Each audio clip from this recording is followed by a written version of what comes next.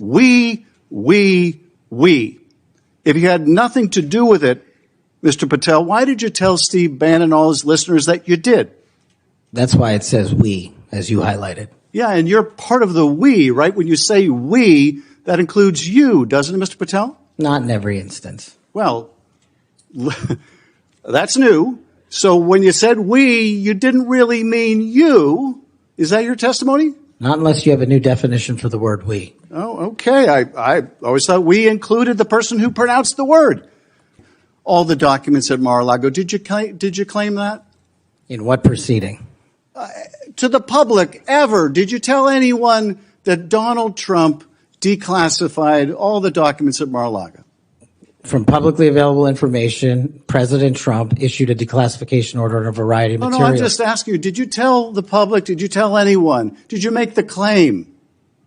In a tense Senate confirmation hearing, Kash Patel, a former Trump official and current FBI director nominee, faced sharp questioning over his role in promoting a song recorded by inmates jailed for the January 6 Capitol attack. Senator Schiff. Mr. Patel, early in this hearing, Senator Durbin asked you about the January 6 choir of inmates whose song you promoted, and here's what you said. I did not have anything to do with the recording. I did not have anything to do with the recording. Do you stand by that testimony, Mr. Patel? Senator, what I said was I didn't do the recording. You said you didn't have anything to do with the recording, which is interesting because here's what you told Steve Bannon on his podcast. So what we thought would be cool is if we captured that audio and then, of course, had the greatest president, President Donald J. Trump, recite the Pledge of Allegiance. Then we went to a studio and recorded it, mastered it, digitized it, and put it out as a song now releasing exclusively on the War Room. We. If you had nothing to do with it, Mr. Patel, why did you tell Steve Bannon and all his listeners that you did? That's why it says we, as you highlighted. Yeah, and you're part of the we, right? When you say we, that includes you, doesn't it, Mr. Patel? Not in every instance. Well, that's new. So when you said we, you didn't really mean you. Is that your testimony? Not unless you have a new definition for the word we. Oh, okay. I always thought we included the person who pronounced the word, but maybe not. Well, you also said this, Mr. Patel. We were able to capture the recording thanks to their courageous singing, and we were able to take it to a studio. So let me ask you, Mr. Patel, after saying we took it to a studio, did you take it to a studio? Me personally, no. After you said that we digitized and recorded it and all that, did you take it to a studio and digitize and record it? Me personally, no. Okay, so you were lying to Steve Bannon and his audience. Is that what you're saying? No, I was using the proverbial we appropriately, as you've identified. The royal we. Oh, I see. And so you certainly promoted the hell out of it, though, didn't you? I don't know what that means, but I promoted the heck out of raising money for families in need. With promotions on social media and saying you were going to get this to #1 on the billboards, right, Mr. Patel? I think it did.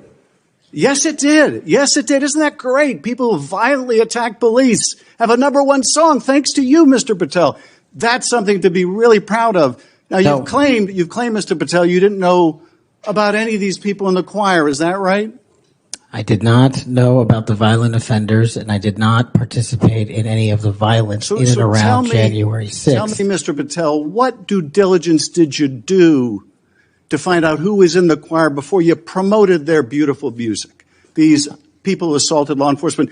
What due diligence did you do? Senator, I didn't record it myself. So you did no due diligence before you promoted this song by these violent felons. Is that what you're telling us? Senator, I did not record that myself. So you're being considered for director of the FBI. And here you did no diligence to find out whether people you were associating with now the President of the United States in song were convicted of attacking police officers. Is that who we want running the FBI? I want you to turn around. There are Capitol Police officers behind you. They're guarding us. Take a look at them right now. Turn around. I'm looking at you. You're talking to me. No, look at them. I want you to look at them if you can, if you have the courage to look them in the eye, Mr. Patel, and tell them you're proud of what you did. Tell them you're proud that you raised money off of people that assaulted their colleagues, that pepper sprayed them, that beat them with poles. Tell them you're proud of what you did, Mr. Patel. They're right there. They're guarding you today. Tell them how proud you are. That's an abject lie, and you know it. I've never, ever accepted violence against law enforcement. I've worked with these men and women, as you know, you my entire glorified life, it in song, and I did not make a single dime out of it. In song. Well, let me. How about you ask them if I have their backs, and let's see about that answer. Let me ask you this, Mr. Patel. Let me ask you this. If an FBI director promoted a song of people who sprayed pepper spray in the face of an FBI agent, would you say they were fit to be director?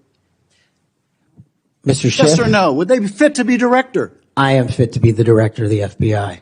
If you were the FBI director and you promoted a song with someone who beat an FBI agent with a pole, would you say you were fit to be FBI director?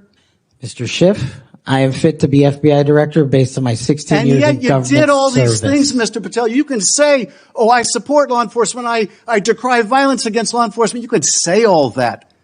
It's what you did, Mr. Patel, that matters. It's what you did that matters.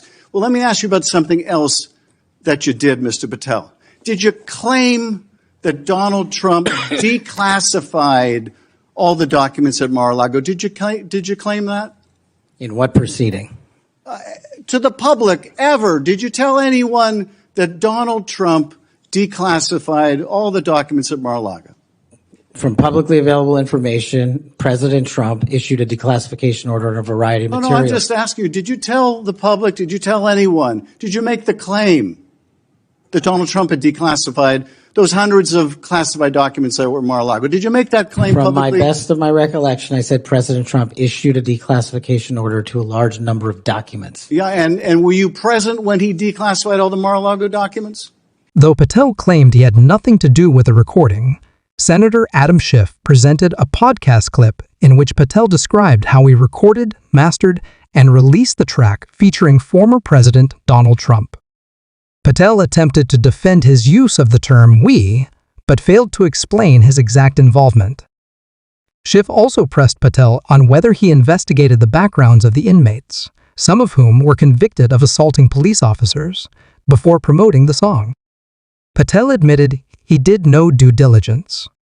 The hearing also revisited Patel's public statements about Trump's alleged declassification of sensitive documents found at Mar-a-Lago, raising concerns about national security and Patel's credibility. Despite endorsements from several police organizations, Patel's actions and conflicting testimony prompted renewed questions about his fitness to lead the FBI.